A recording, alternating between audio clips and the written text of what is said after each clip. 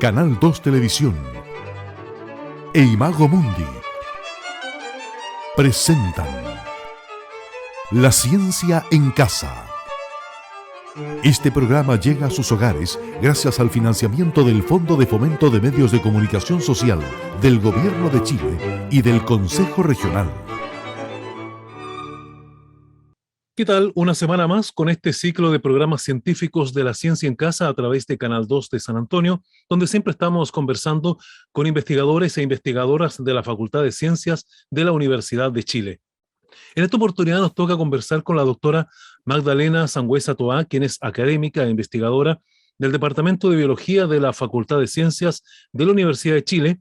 Y hoy día vamos a tratar un tema que es bien relevante, bien interesante, que es cómo se graban las memorias en nuestro cerebro. Y por supuesto, dentro de lo que ella realiza es profesora asistente y su área de investigación tiene que ver con la fisiología celular y la neurobiología. Doctora Sangüesa, bienvenida a La Ciencia en Casa. Hola, buenas tardes. Muchas gracias. Gracias a ustedes por estar con nosotros. Bueno, primero que todo, sabemos que usted es académica, profesora del Departamento de Biología de la Facultad de Ciencias de la Universidad de Chile, y nos gustaría saber un poco cómo se vinculó usted con esta facultad, desde cuándo trabaja y cuál es su especialidad académica.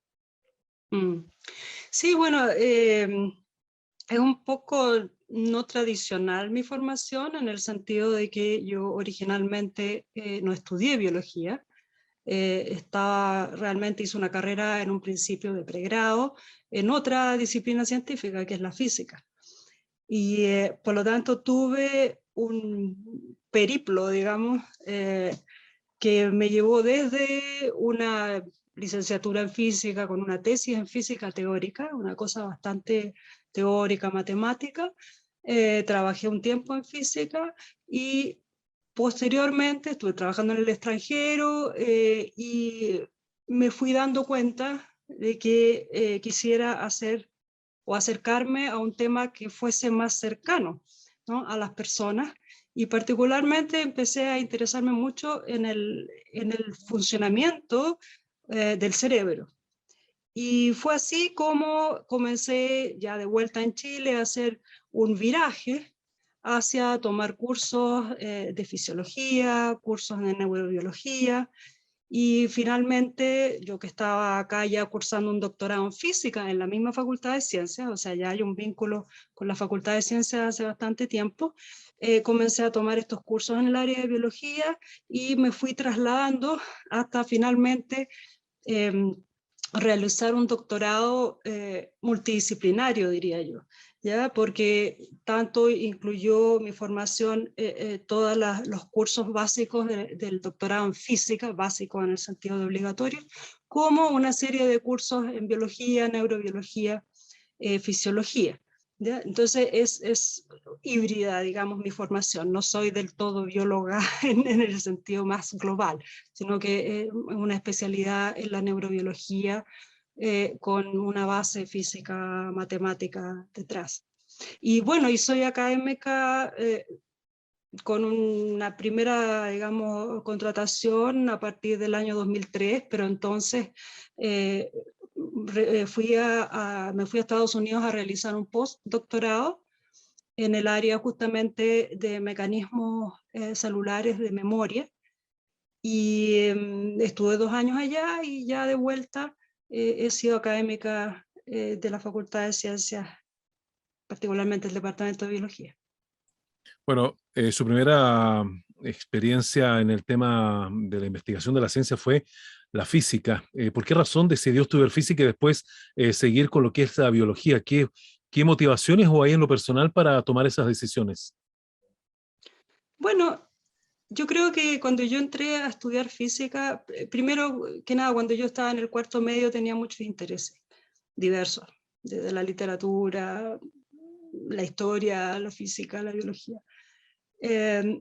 Y a veces hay casualidades que a uno lo llevan, o circunstancias que a uno lo llevan a tomar una cierta decisión. Yo tuve un muy buen profesor de física que me abrió un mundo hacia un tema que quizás en forma diferente a las motivaciones que tienen otros físicos que siguen esa carrera. Lo que a mí más me atraía de la física era aquello que no era visible a los ojos, ¿ya? Aquello que era más abstracto o más, yo lo sentía incluso como poético, ¿ya?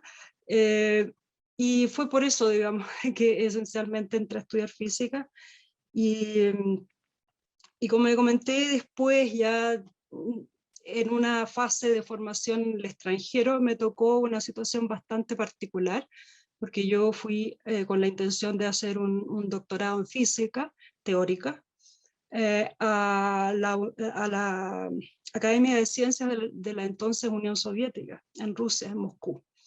Y bueno, fue justamente el momento de la crisis en que el país se derrumbó, y me tocó vivir situaciones bastante particulares desde el punto de vista de lo que significaba eso históricamente, de lo que significaba para la vida de las personas. Y creo que de alguna manera sentí que lo que yo estaba haciendo allá, que hice un trabajo muy teórico, muy matemático, una publicación de hecho, sentí que estaba demasiado lejos, ¿ya? Que no se conectaba realmente conmigo, ¿no? Empecé a sentir esa necesidad de ver otras cosas. Aún así, a mi regreso entré a un doctorado en física. Bueno, tuve que regresar porque allá se me acabó el país, digamos. Y a pesar de haber estado en un instituto de física teórica de los mejores del mundo, las condiciones no estaban para ya terminar un doctorado. Y bueno, de alguna manera, afortunadamente, volví, ingresé a la Facultad de Ciencias y tuve esta posibilidad de hacer un tránsito entre las ciencias, ¿ya? O la ciencia, digamos, ¿ya? Estas son, estas parcelaciones que hay, digamos, son cada vez más, no son muy reales, muy realistas, ¿cierto? La naturaleza es una, los seres vivos somos una integridad, digamos, dentro de nuestro ambiente y nuestra naturaleza, y el mundo físico. Y ahí desemboca la biología. Obviamente fueron cambios importantes. La física y la biología son importantes, digamos, temas de carácter científico para estudiar, pero tienen su diferencia también. Muchas diferencias, muchas diferencias. De hecho, al principio me desconcertaba mucho desde el lenguaje para arriba, ¿ya? Porque son códigos distintos, son, el uso de las palabras tiene un distinto significado. Entonces, también me di cuenta, o sea, me pasaba que los profesores, cuando me evaluaban en un principio, yo entré a nivel de posgrado, digamos, tomando algunos cursos, no tenían claro si yo entendía bien las cosas o no, y yo no estaba segura de que les entendiera bien, ¿ya? Pero poco a poco fui aprendiendo esos nuevos códigos, y una de las cosas, digamos, que me llamaba mucho la atención, sí me parecía muy interesante, muy atractivo, particularmente el tema del cerebro, el sistema nervioso, que era lo que a mí más me motivaba, me ha motivado. Me llamaba la atención el que esta no fuese una ciencia exacta, ¿ya? O sea, las diferencias que hay, digamos, con los modelos físicos o matemáticos. Los modelos físicos uno siempre hace aproximaciones, ¿ya? Son muy pocos los problemas que pueden resolverse así exactamente, ¿ya? Pero en el caso de la biología, la complejidad de los sistemas, la complejidad de un órgano, no sé, como el cerebro, el sistema nervioso, incluso de los animales más pequeñitos, digamos, es enorme. Entonces es difícil hacer modelos ya, exactos, digamos, no es posible. Antes de entrar al tema en cuestión que hoy día nos convoca en nuestro programa, usted me habló de su formación en la antigua Unión Soviética. Cuéntenos cómo llegó ahí, por qué razón, qué pasó en ese periodo. Bueno, yo llegué por razones esencialmente académicas dentro de un contexto, eso era el año 89, ya estábamos a punto de cambiar, pasar hacia la democracia, todavía no habían habido las elecciones presidenciales, pero ya había existido el plebiscito del año 88, y yo había terminado mi carrera en física, de pregrado, que en ese tiempo era más extendida, es como prácticamente lo que es ahora un máster con una pequeña tesis y todo eso. Y no, yo creo que existía inseguridades respecto del futuro, en realidad respecto del presente, digamos, de todos estos años que estuve en la universidad. Todo lo que había vivido la sociedad, mi familia, mis amigos, etc. Y se abrió esta posibilidad de ir a la Unión Soviética. La verdad es que directamente a través de la disciplina, ¿no? A través de académicos de la misma, yo estudiaba en la Universidad Católica en ese tiempo, y de académicos que tenían colaboraciones con matemáticos, particularmente de otro instituto de matemática muy importante de la Academia de Ciencias, y que establecieron algunos contactos académicos, y éramos varios compañeros de curso que hicimos esta postulación, y vieron algunos académicos directamente las formaciones, y algunos dijeron, ok, que venga para acá, y así se armó la cosa. Yo la verdad es que no estaba muy segura de eso, en ese tiempo sabía que no tenía ganas de ir a hacer un posgrado a Estados Unidos, por ejemplo, no sentía mayor atractivo por eso, atracción por eso, y esta posibilidad la tuve ahí hasta que de pronto me dijeron, salió tu beca, te tienes que ir, ¿ya? Y yo estaba en ese momento en una situación en que quería hacer un cambio muy grande en mi vida, ¿ya? Y este era el más grande que se podía hacer en esos momentos. Así que bueno, tomé mis cosas y me fui. Bueno, vamos ahora a la materia que nos convoca. Usted tiene dentro de su área de investigación la fisiología celular y la neurobiología. ¿Qué estudia la fisiología celular, doctora Sangüesa? Bueno, en general la fisiología celular y la fisiología en general estudia la función, ¿ya? O los procesos, los mecanismos, ¿ya? De procesos celulares a nivel de señalización, a nivel de cambios, por ejemplo, eléctricos. El caso más quizás sencillo de asociar, por lo menos para la gente, es el caso de las neuronas, por ejemplo, que tienen la posibilidad, la característica, la particularidad, que es lo que se llama su excitabilidad, es decir, su capacidad de generar señales eléctricas. Eso es un ejemplo, por ejemplo. Hay otros procesos como procesos de transporte de iones o de otras moléculas a través de la membrana de las células, con un enfoque que es un enfoque de mecanismo, ¿ya? En un sentido más amplio, ¿ya? En que se toman herramientas de la física, de la matemática, y bueno, ciertamente de los procesos, en relación a los procesos biológicos, ¿ya? Y particularmente dentro de esa área, yo me he dedicado al tema de las neuronas esencialmente, y más particularmente temas relacionados con memoria.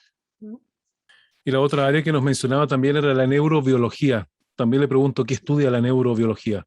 Bueno, la neurobiología es justamente el estudio, es la biología de los sistemas nerviosos, o sea, de las neuronas, ¿ya? De las neuronas y, digamos, circuitos neuronales, el cerebro, no necesariamente solamente el cerebro, todo lo que es el sistema nervioso, en distintos animales, humanos, es esencialmente eso, la biología de las neuronas y el sistema nervioso.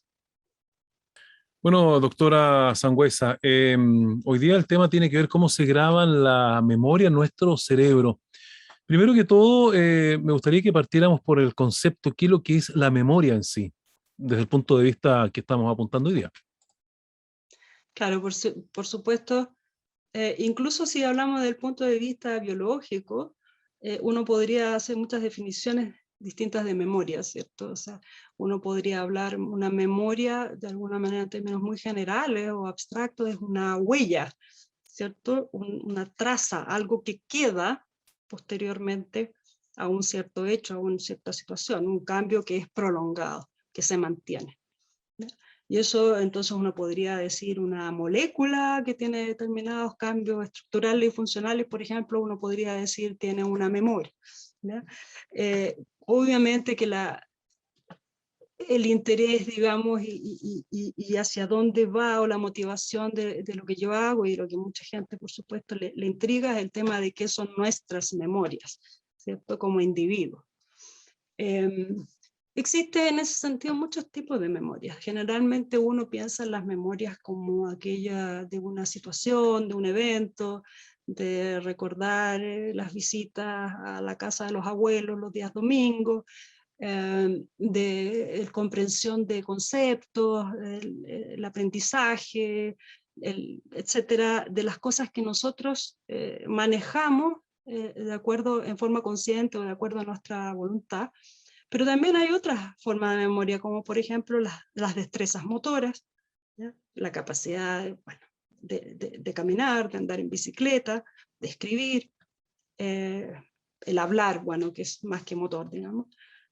Y hay memorias que son, esto siempre si es que uno realmente pudiera hacer estas separaciones, ¿no? Estas son clasificaciones que uno hace para tratar de entender mejor los sistemas, porque normalmente las cosas vienen mezcladas, ¿cierto? En la vida real y cotidiana.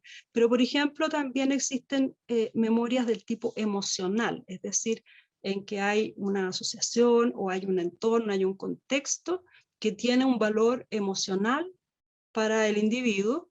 En términos más biológicos se dice un estímulo o una situación que es biológicamente relevante, ¿ya? Para un individuo, un animal, lo que sea.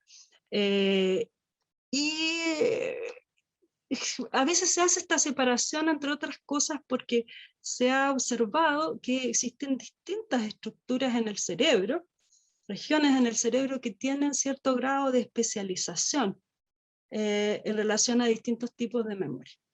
Por ejemplo, quizás las personas que ven el programa han oído hablar del hipocampo. El hipocampo es una estructura ubicada en los lóbulos temporales del cerebro, hay uno por cada lóbulo temporal, que es necesaria su función, digamos, su normal funcionamiento para la generación de nuevas memorias, de las primeras que yo hablé, las memorias de tipo episódica, de hechos, de significados, y esa estructura es muy esencial para la formación de esas memorias. Hay otras estructuras como por ejemplo la amígdala, que no son las de acá, sino que otra estructura del cerebro muy cercana al hipocampo, que también tiene un cierto grado de especialización en relación a las memorias con contenido emocional, ¿ya? Ahora, cuando uno habla de especialización, eso no quiere decir que la memoria esté encerrada en una estructura o la otra, ¿ya? Sí se puede decir que lo que mencioné, para la formación de una memoria es necesaria esa estructura, pero una memoria, ¿ya? En términos de cómo las entendemos, ahora es posible, gracias a la interacción y las conexiones entre distintas regiones del cerebro, ¿ya? Entonces, en ese sentido, una memoria pensada como una huella, ¿cierto? Una traza, algo que cambió en el cerebro, ¿ya? Después de una cierta experiencia. Ahora se ha retomado un término que fue acuñado hace más de un siglo atrás, que se llama los engramas, un engrama de memoria, ¿ya? Que sería esta huella desde el punto de vista de un cambio físico, funcional, ¿ya? Y estructural en el cerebro que se produce a consecuencia de una cierta experiencia, y si esos cambios son duraderos, creemos que constituyen la base neurobiológica de una memoria, ¿ya? Ahora, se ha llegado desde un principio, esto fue propuesto en forma teórica muy interesantemente por un zoólogo en el mismo tiempo de Santiago Ramón y Cajal, que propuso la existencia de estos engramas en una forma muy general, muy teórica, y actualmente, ¿qué son esos engramas? ¿Cómo son esas huellas? Bueno, esencialmente existen poblaciones, grandes poblaciones de neuronas, distribuidas en distintas regiones del cerebro, que se activan en una cierta circunstancia en que hay un cierto contexto, hay determinados estímulos, hay un cierto estado del individuo, emocional, por ejemplo, o de salud, en que se producen configuraciones de actividad de las neuronas. Las neuronas señalizan, envían señales eléctricas, ¿ya? Y tienen contactos entre ellas que se llaman sinapsis, ¿ya? Entonces, durante una cierta situación vivencial, se activan diversas poblaciones neuronales en distintas regiones del cerebro que tienen conexiones entre sí. No todas con todas, pero hay cierta conectividad entre distintas regiones del cerebro que tienen cierto grado de especialización. Por ejemplo, hay zonas en el lóbulo occipital, en la zona trasera, digamos, del cerebro, que tienen una especialización en relación a señales visuales. Y así, existen otras estructuras especializadas y existen otras estructuras que son más ya integrativas, ¿no? Y entonces en estas situaciones que uno después recuerda, uno no llega a recordar todo lo que a uno le pasa, ¿cierto? ¿Ya? O las puede incluso recordar por un cierto tiempo y después olvidar, o sea, uno recuerda lo que le pasó ayer, con suerte, digamos, y puede ser que esa memoria se consolide, ¿ya? Lo que llamamos se consolide, se estabilice, de tal manera de que tenga una duración en el largo plazo. Y la base neurobiológica es justamente esa, la activación de todas estas neuronas interconectadas permite que se produzca un proceso a nivel de la sinapsis entre estas neuronas activas que se llama plasticidad sináptica. Plasticidad justamente es lo que dice la palabra, ¿cierto? Es la posibilidad de doblarse, la posibilidad de modificarse. Esa es una propiedad de las conexiones entre las neuronas, hablo tanto de la estructura como la eficiencia que tiene su conexión eléctrica, esencialmente. O sea, más bien el efecto de una sobre la otra, ¿ya? Esas sinapsis pueden modificarse de acuerdo a la experiencia, ¿ya? Y eso hace que se vuelvan, por ejemplo, más eficientes o menos eficientes. O sea, que se aumente su transmisión o disminuya su transmisión, y en procesos experienciales existe entonces esta población de neuronas que se activa en un mismo tiempo y puede haber una potenciación de muchas de estas conexiones y una depresión de otras conexiones, ¿ya? Y entonces eso queda en el largo plazo, lo que ocurrió a nivel de las mismas sinapsis, puede quedar silente hasta que, si es que esa memoria se consolida, que eso requiere de otros pasos, digamos, hasta que en un futuro, por ejemplo, por una asociación, en que parte de esa situación que se aprendió, digamos, o que se conoció, que se vivenció, en que parte de esa situación no se nos hace accesible, por ejemplo, algunos de los estímulos, un cierto entorno espacial, una cierta persona, un olor, genera como una suerte de reacción en cadena en que se activa nuevamente toda esta red, ¿ya? Y al activarse esa red tenemos una percepción, ¿ya? Similar, parecida, ¿ya? A lo que se generó durante la formación de este engrama, ¿ya? Ojalá se haya entendido por lo menos el tema en forma general. En forma general, sí, bastante claro, doctora Sangüesa. Bueno, estábamos hablando con la doctora Magdalena Sangüesa Toá, académica investigadora del Departamento de Biología de la Facultad de Ciencias de la Universidad de Chile, nuestro programa de hoy de la ciencia en casa. En la práctica, nuestro proceso de grabar memoria en nuestro cerebro funciona igual a lo largo de toda nuestra vida o va experimentando cambios. Experimenta cambios. Por ejemplo, una característica, esto que les comentaba que era la plasticidad sináptica.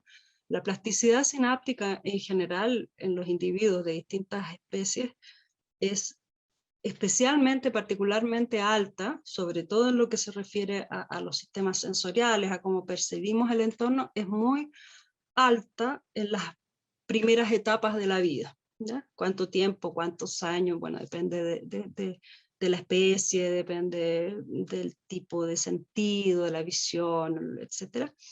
Y eso hace que el sistema nervioso sea mucho más maleable, de alguna manera, mucho más plástico, ¿ya? En esos periodos, que son de hecho se le llaman como periodos críticos de plasticidad neuronal, en que se puede aprender mucho, ¿ya? Y se pueden generar muchos cambios y también revertir algunos de esos cambios, ¿no? Cosas que, por ejemplo, si a un niño o una niña pequeña lo que se hacía antes cuando tenían estrabismo, se les tapa un ojo, eso a la larga iba perjudicando de alguna manera que se generara la compensación necesaria, y va de alguna manera en ese contexto ganando terreno el otro ojo, dando un ejemplo muy, muy general, ¿ya? Sin embargo, eso se puede también revertir en procesos, en etapas tempranas, ¿ya? Hay otras situaciones como, por ejemplo, el mismo ejemplo de tapar un ojo no nos pasa lo mismo a los adultos, ¿ya? O sea, si yo estoy un mes con el ojo tapado por un accidente o lo que sea, el otro ojo no se toma el campo cerebral que tenía ya desarrollado el primero.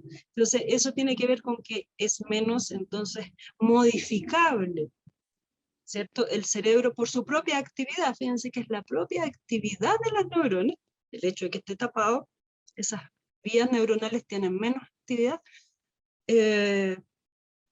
y al ser adultos disminuye, o perdón, más bien diría que cambia entonces esa plasticidad.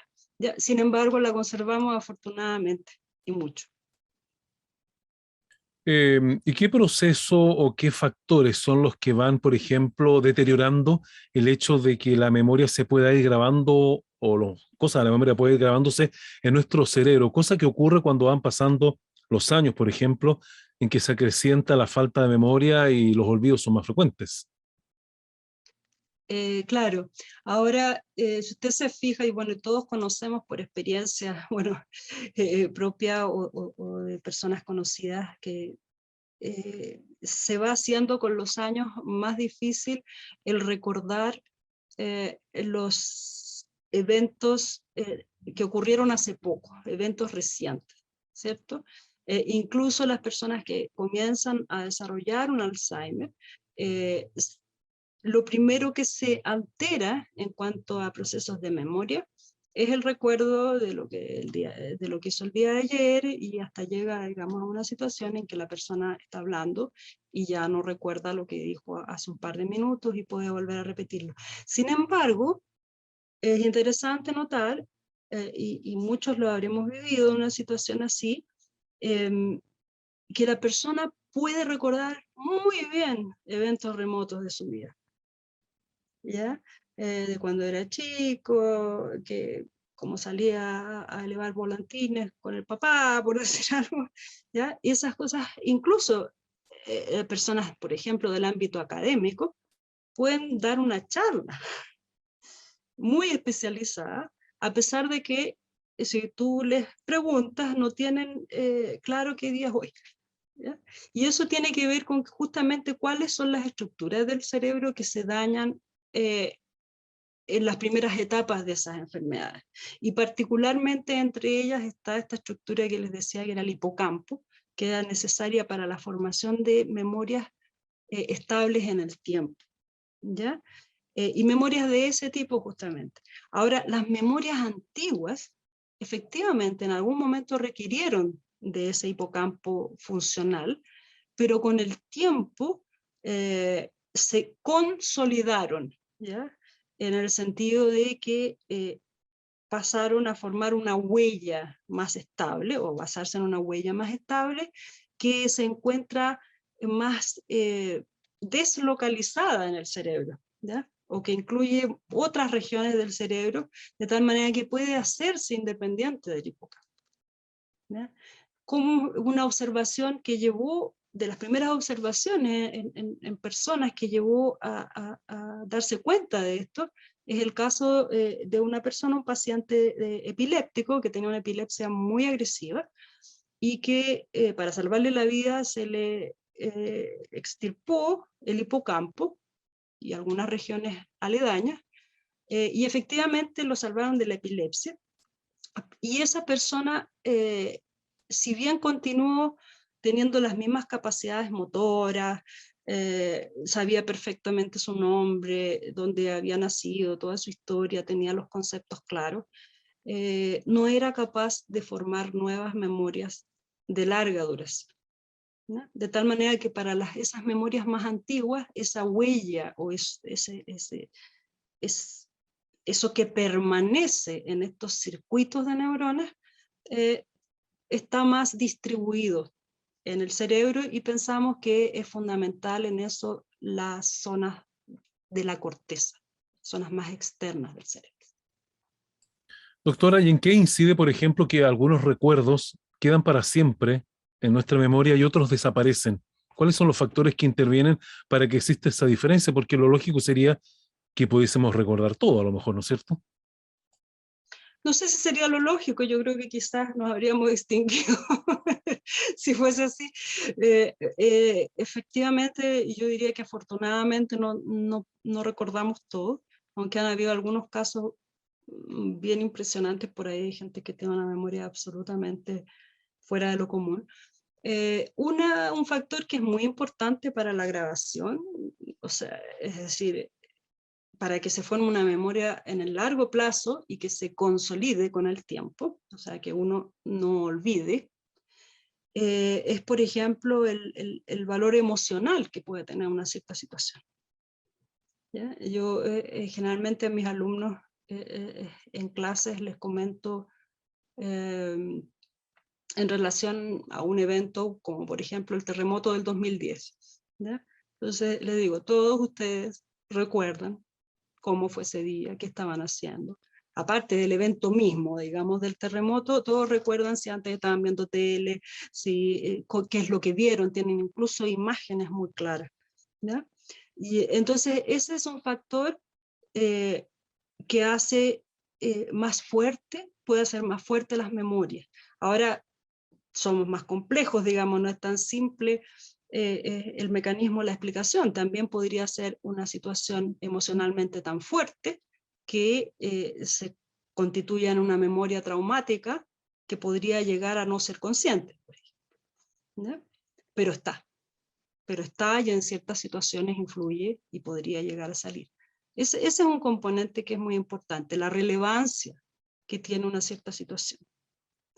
O la otra cosa muy importante es también si son informaciones o situaciones que uno va a usar en adelante, y si son también eventos o situaciones que son repetitivos, ¿ya? Que se repiten en el tiempo. Por ejemplo, es mucho más efectivo para el aprendizaje, por ejemplo, en la edad escolar, siempre en realidad, es mucho más efectivo el ir estudiando, ir leyendo la materia gradualmente por las semanas, digamos, a medida que le van a uno comentando los conceptos o tiene que aplicarlos. El aplicarlo es muy importante. Eso es mucho más poderoso que leer toda la materia la noche anterior y pasarse la noche en vela, ya repasándolo todo. O sea, es posible que recuerden como lo esencial para lo que se llama calentar, ¿cierto?, la materia y responder el examen, pero eso no les va a durar mucho en la memoria. La otra cosa a propósito que dije de cambiar, de pasar la noche en vela, una cosa que es esencial en el proceso de consolidación, estabilización de las memorias en el tiempo, es el bien dormir, el buen dormir. O sea, es necesario una higiene de sueño para tener un aprendizaje que sea realmente formativo. Bueno, parte también de los consejos que se dan en estas materias.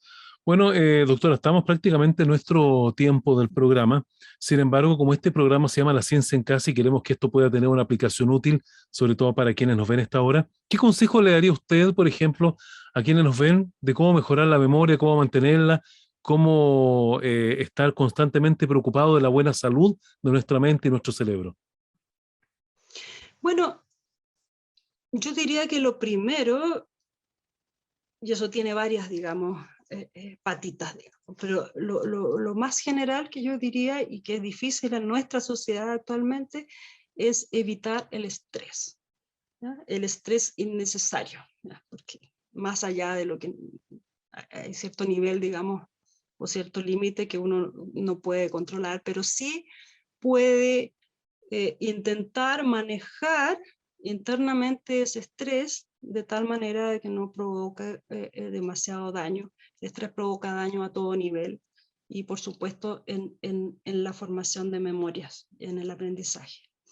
El buen dormir, y eso también se relaciona con el estrés, digamos, y el ejercicio, ya, en general la vida saludable, y también en relación al estrés, el tratar de ver las cosas que nos hacen felices, digamos, o por lo menos las cosas que nos resultan gratas, cultivar el bienestar, ¿ya? En la medida de lo posible, ¿cierto? Con las limitantes que puede tener cada uno, y eso siempre ayuda a los procesos cognitivos en general, y particularmente a la formación de memoria, al aprendizaje y la capacidad de poder utilizar esas herramientas por uno mismo.